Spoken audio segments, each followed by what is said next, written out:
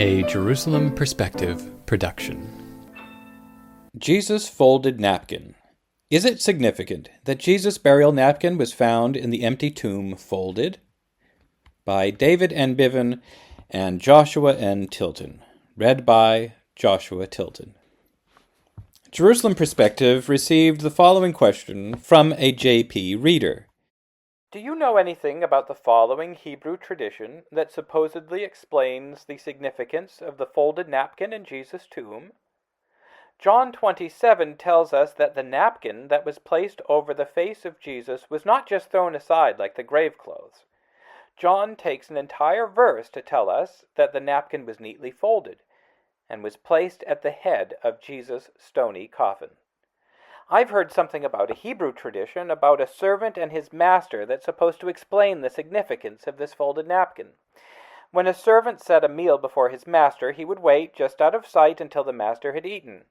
If the master was done eating, he would rise from the table, wipe his mouth, and would wad up that napkin and toss it onto the table. The servant would then know to clear the table. For in those days, the wadded napkin meant, "I'm done." But if the master got up from the table, folded his napkin, and laid it beside his plate, the servant would not dare touch the table because the servant knew that the folded napkin meant, "I'm not finished yet." The folded napkin meant, "I'm coming back." From what I've heard, the significance of the folded napkin in Jesus' tomb was that the master, Jesus, is coming back. Is there any truth to this explanation? David Biven responds, like an urban legend, such fanciful notions spread rapidly across the internet, one author copying the words of another, but altering the text slightly and sometimes adding to it. Try, for instance, a Google search for napkin over the face of Jesus. Apparently, none of the perpetrators of this hoax offers any evidence for such assertions. None cites a biblical or rabbinic source. To the readers, it sounds good, it feels good, and so it must be true. The word translated napkin or face cloth, in some translations of John 27, sudarion, is a Latin word sudarium. See the entry sudarion in a Greek-English lexicon of the New Testament and other early Christian literature. It was a small cloth corresponding to the rabbinic mitpahat, our modern handkerchief. In the New Testament, the Greek word sudarion appears 3 other times. At Jesus' command, Lazarus came forth from his tomb, his face wrapped with a sudarion, John 11:44. The slave whom his master entrusted with a mina, a coin of small value, hid it wrapped in a sudarion, Luke 19:20, and the handkerchiefs that were carried from Paul's body, which contained the power to heal the sick and exorcise demons, were sudaria, the plural of sudarion, Acts 19:12. The questions that come to mind upon hearing the explanation of the folded napkin and the slave are, 1. Were napkins used in first century Israel? That is, after a meal, did people wipe their hands and face on a cloth to clean them? 2. Washing of the hands before a meal was mandatory, according to rabbinic injunction, but after washing their hands, did people dry them with a cloth? Apparently, there is no early rabbinic source that discusses how the hands were dried after washing them. The folding of the napkin as a sign that a dinner guest was finished may be good European custom, but it appears this custom was unknown in the land of Israel in the time of Jesus. I suspect that after washing his hands, Jesus didn't dry them on his sleeve or another part of his garment. He probably wouldn't have wanted to dry his hands on anything, since while eating he used his fingers as spoon and fork. Apparently, the Greeks of old also used their hands for eating, since there are no ancient Greek words for fork and spoon. Summary.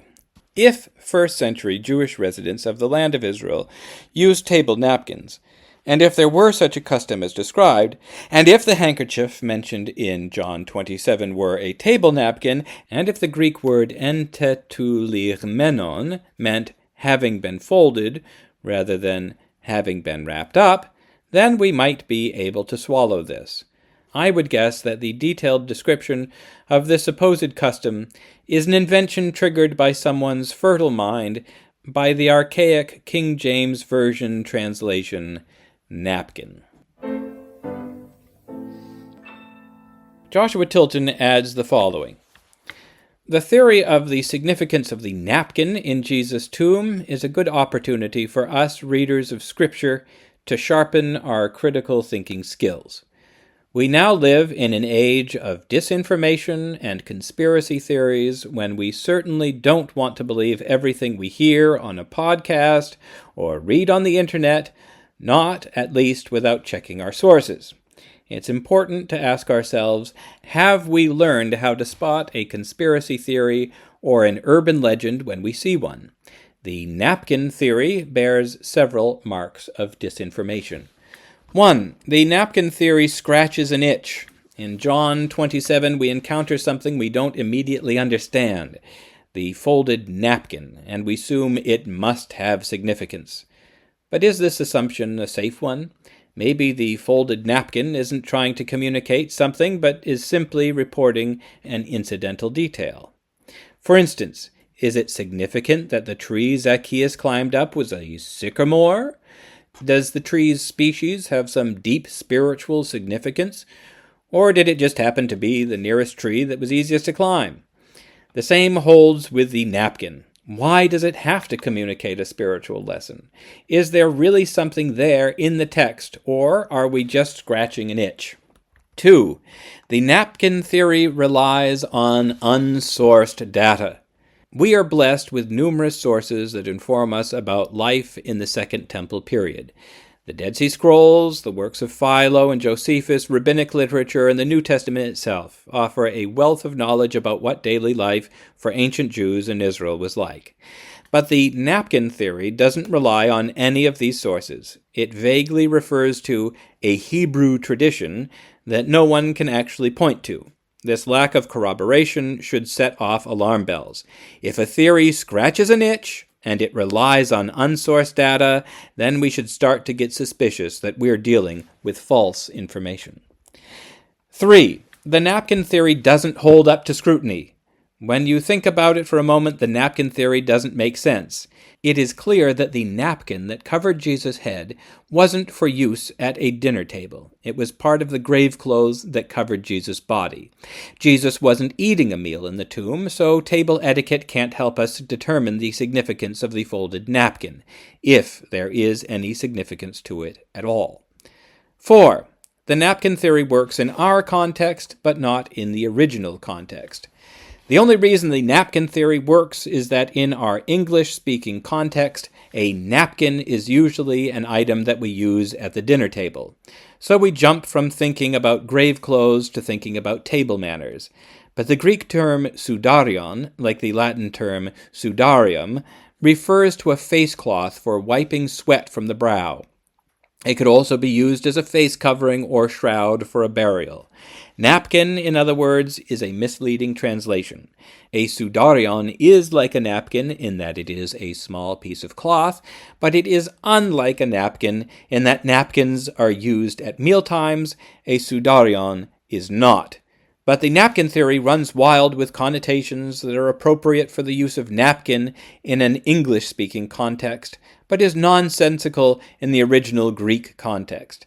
In order for an interpretation of the Bible to be true, it must make sense in the original language. Interpretations of English translations that do not make sense in the original languages of Scripture are, of necessity, false. 5. The napkin theory offers the promise of secret knowledge.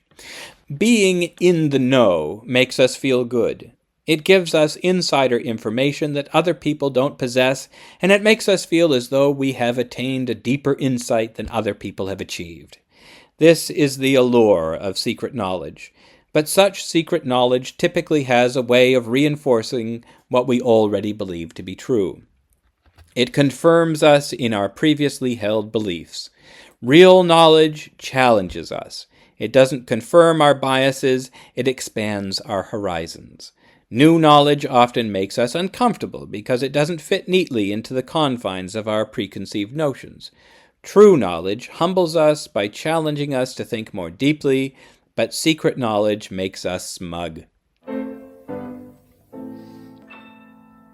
The false interpretation of Jesus' napkin relies on doubtful, unsourced information about table manners that doesn't even apply to burial customs, but rests on unsound associations with the English word napkin.